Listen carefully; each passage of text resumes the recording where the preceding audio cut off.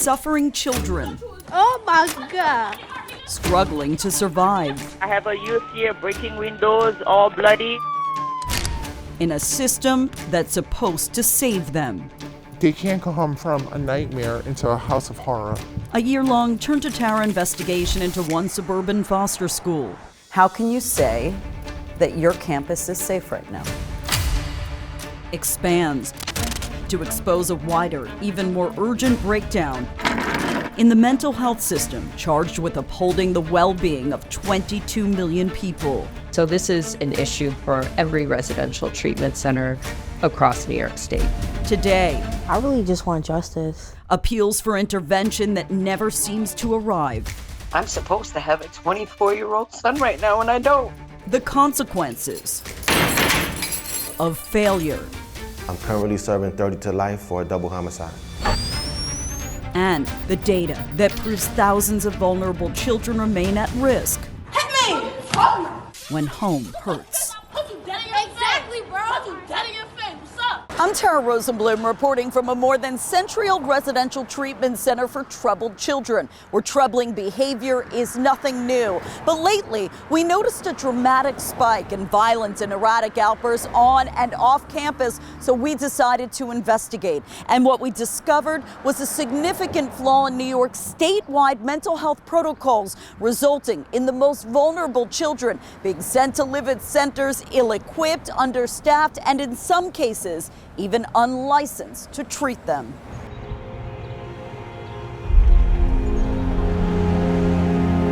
Tucked away in the well-manicured Westchester town of Mount Pleasant,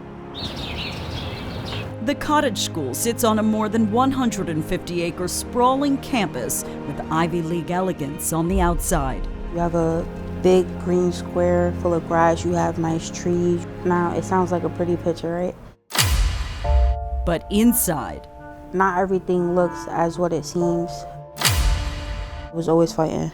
fearful of retaliation, this former student agreed to share her story, but not her identity. So let's call her Jane.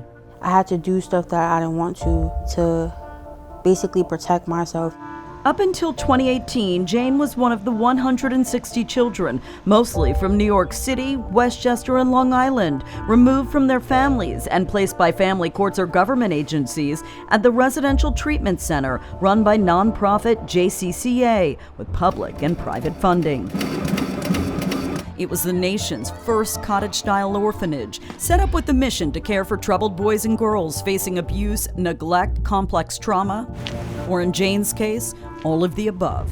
My story is kind of chaotic. I have to deal with a lot of physical abuse.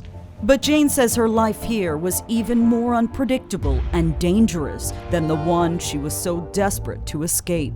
People just used to fight for little things, for clothes or for money or for drugs. We had 2 riots where everybody on campus just went crazy, people stabbing people. I saw people damaging property, damaging cars. Months later, she says another experience left her with wounds that have yet to heal. This is a tattoo for my friend Michael Berardino. He's always with me, What happened to him? He was complaining that he wasn't feeling good, and the infirmary kept telling him, you're fine, just go lay down in your cottage, take this Tylenol.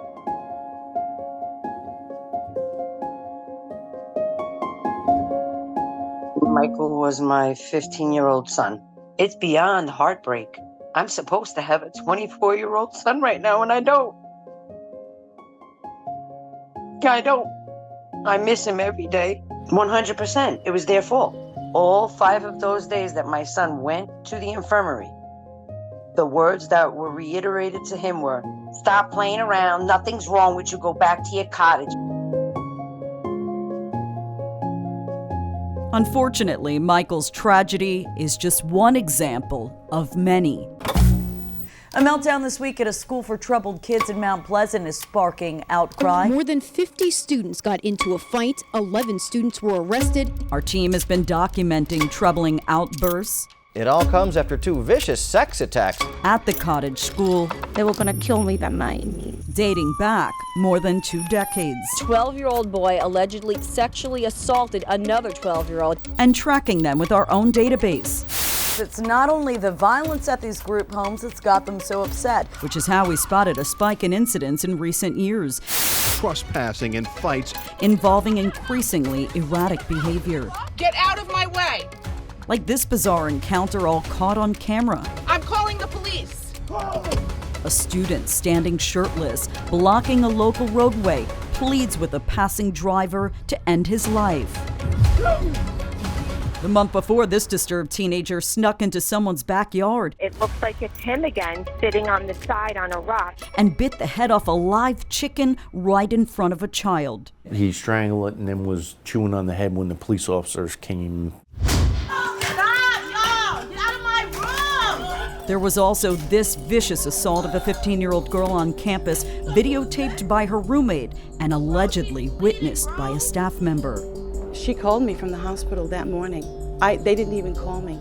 Concern shared by this former teacher who reached out to my team last year after working at the Cottage School for 15 years. I didn't know where to turn, and then I said, where else to turn? Turn to Tara.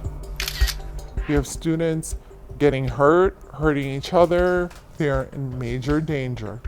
There's sexual abuse. Things are not being reported.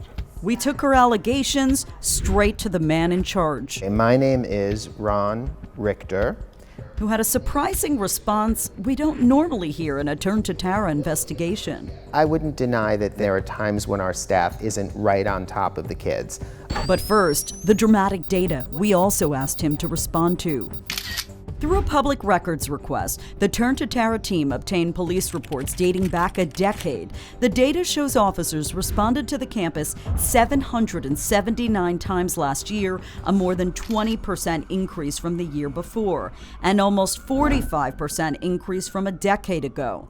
In 2023, those calls included everything from missing persons, vandalism and violent fights, to sexual crimes and attempted suicides. I fear for staff up there, and I fear for the kids that are on campus. Mount Pleasant Police Chief Paul Oliva told us the constant volatility is also a significant drain on the town's police and ambulance services, with multiple emergency calls almost daily. It's a significant use of our resources. Which is why he says he joined a group of town leaders. And our fear is that we're going to have an escalation, demanding the school's permanent closure. We've had enough. We won't have this anymore. I think the system has failed these kids. The local police chief here, countless elected officials, they want this school shut down. What is your response to that? So I appreciate their concerns. We have been here since about 1911, and so JCCA is committed to continue to provide services to young people who are appropriate for our program.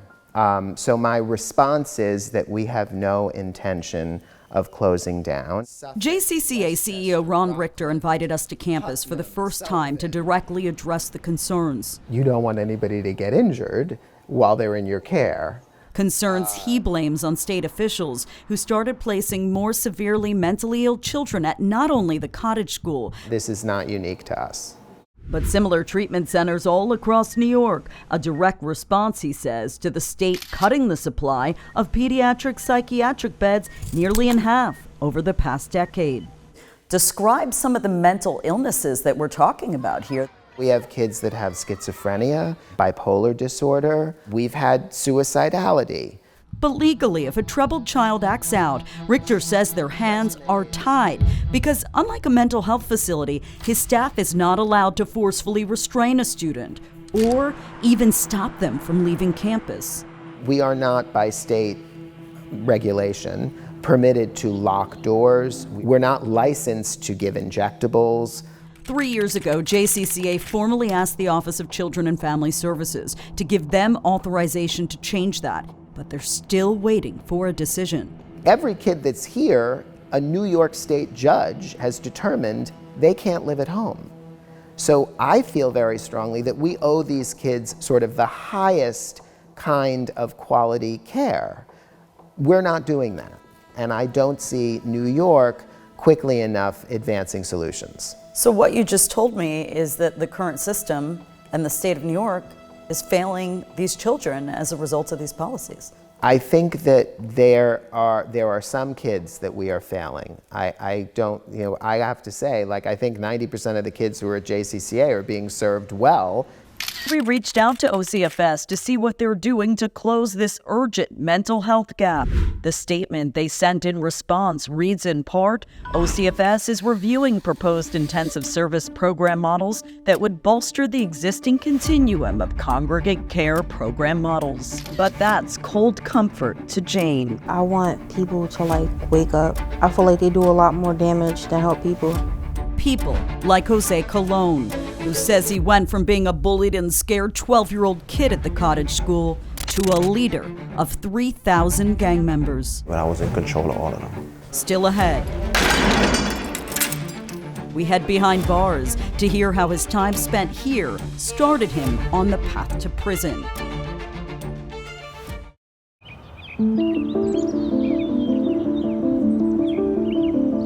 From the bucolic cottages at the nation's oldest residential home for orphan children, to the foreboding walls and barbed wire at the Big House, we are inside one of America's most notorious maximum security prisons to speak with someone who says he fell through the cracks of New York's mental health system. My name is Jose Colon. My DIN number is 02 Apple 4378. Jose is a former high-ranking leader of the notorious Latin King street gang. I was one of the ones that called the shots. Who admits to committing unthinkable crimes. I'm currently serving 30 to life for a double homicide. In 1998, Jose says 3,000 gang members ages 15 to 19 were under his command. I was in control of all of them. Many of those so-called soldiers reportedly fellow classmates at the Pleasantville Cottage School.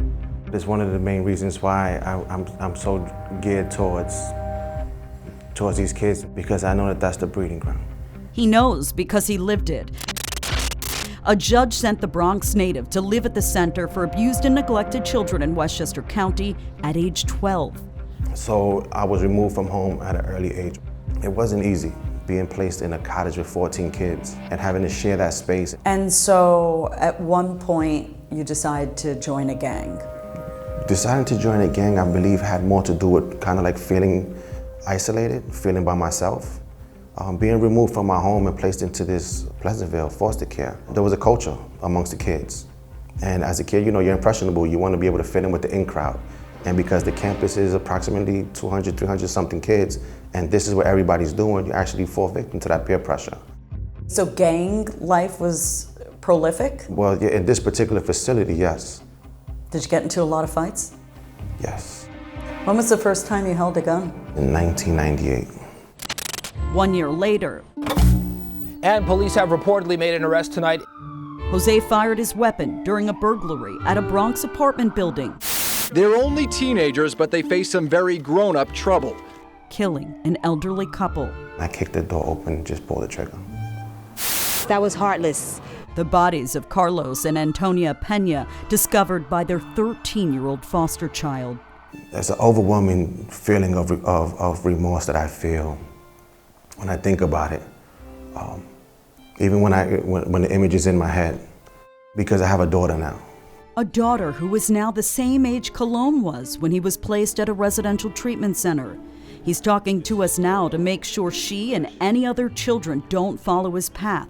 And it starts with the state investing early to prevent spending on prison later on.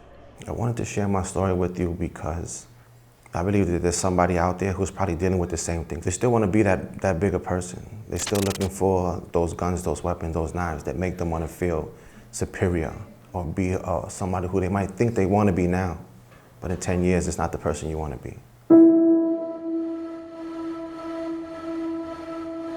Unfortunately, Jose's story is a familiar one for students sent to live at the nearly 24 residential treatment centers like the Cottage School across New York, as state officials struggle to keep up with the growing demand for pediatric mental health services. It's definitely a crisis. Kathleen Brady-Stepien is the CEO of the Council of Family and Child Caring Agencies, or CAFCA, representing providers similar to JCCA, all grappling with an influx of students with more severe psychiatric needs due to the diminished capacity at more intense residential treatment facilities across the state, which went from having 550 beds in 2012 to just 250 today. Under the prior governor, Governor Cuomo, the state undertook an initiative really as a cost savings and to invest in community-based treatment services and supports, which sounds terrific, but we've not seen that be executed. Brady-Stepien described the consequences as severe and dangerous in a scathing letter to Governor Hochul last year, warning that children with complex behavioral health needs are falling through the cracks. Our facilities in residential foster care were not designed to support those needs. You know, they're not licensed, they're not funded, so we really need the state's support and action. Kaylee Zaloga, who runs the New York State Coalition for Children's Behavioral Health, agrees young lives are on the line. And so kids are ending up cycling in and out of emergency rooms, needing brief acute care just to stay safe. We don't have enough money in the system to provide these services to everyone who needs them. A crisis, she says, that is disproportionately impacting children of color across the tri-state. They're overwhelmingly kids of color, kids from poor backgrounds. And yes, it's frustrating because the providers who are trying to serve these children have been asking for quite some time for the additional resources necessary to serve them better. Now let's talk about mental health. It's criticism that has not been lost on New York Governor Kathy Hochul, who recently announced a $1 billion multi-year plan that she hopes will help transform the state's troubled mental health care system, a system she admits has suffered due to chronic underinvestment. The plan includes the addition of 200 inpatient psychiatric beds at state-operated facilities and new mental health clinics at schools statewide. We're going to do something about it once and for all. That's my commitment to New Yorkers. I think that at least there's an opening now, and there's beginning to be an acknowledgement that some of our kids are really in pain. The ultimate risk is that kids are not able to reach their potential as happy, thriving members of their communities. We see kids who don't get the mental health care they need are more often going to end up in the criminal justice system. Kids who turn into adults like Jose Colon. I feel hurt. A worst-case example of what can happen. She's bleeding, bro. When home hurts. Still to come, we'll show you how the crisis extends beyond New York's borders. It's shocking to me, actually, as a legislator, that the thought would be, let's shut down beds. And the reason some decision makers are looking next door to Connecticut for possible solutions.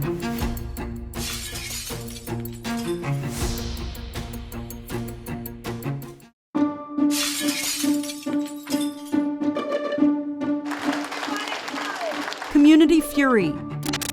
They've been terrorizing the neighborhood. Overloaded emergency responders. Please. They got weapons, so I'm gonna need y'all to come up here now. Broken windows. Student outside, violent, emotionally disturbed. And shattered bones. It paralyzed them from the neck down. Those are just some of the grave consequences that advocates say have resulted from residential treatment centers across New York being forced in recent years to take in students whose intense mental health needs far exceed the level of care the centers are licensed to provide. But is the problem isolated to New York, or is it far more widespread across the tri-state? To find out, we caught up with the Connecticut House Chairwoman of the Committee on Children, Liz Linehan. So what Connecticut did was create more opportunities for beds because we recognize that behavioral health doesn't turn on a dime. Linehan fought to institute sweeping changes back in March, impacting group homes all across Connecticut. That included adding more staff and providing funding to build 2 intensive treatment centers for children in crisis or who've experienced severe trauma. And we knew for the safety of our kids that we needed to act All changes made in the aftermath of troubling allegations of physical abuse and sex trafficking at the Bridge Family Center in Harwinton, which has since been shut down. The hope and the belief is that this is a one-off. Linehan is also hoping to deliver better outcomes for at-risk children by increasing the capacity at state-run psychiatric residential treatment facilities, known as RTFs. Which, as we explained, is not what's been happening in New York in recent years. New York's holistic approach included closing down beds. That's not a holistic approach. It's shocking to me, actually, as a legislator, that the thought would be, let's shut down beds so we can help more kids. That makes zero sense. Meantime, a newly released report by the Children's Advocacy Institute assigned the state of New Jersey an F grade for failing to protect federal benefits intended for foster youth. But back in January, lawmakers passed a new law revising New Jersey's Foster Youth Bill of Rights, which requires children to be notified of their benefits, which advocates say is a step in the right direction, but leaves much work still ahead. So now what? The students, parents, teachers, school leaders, and advocates you've just heard from all hope their voices will lead to more urgent conversations, because unless changes are made, they say, students will continue to fall through the cracks. I'm Tara Rosenblum. This is When Home Hurts.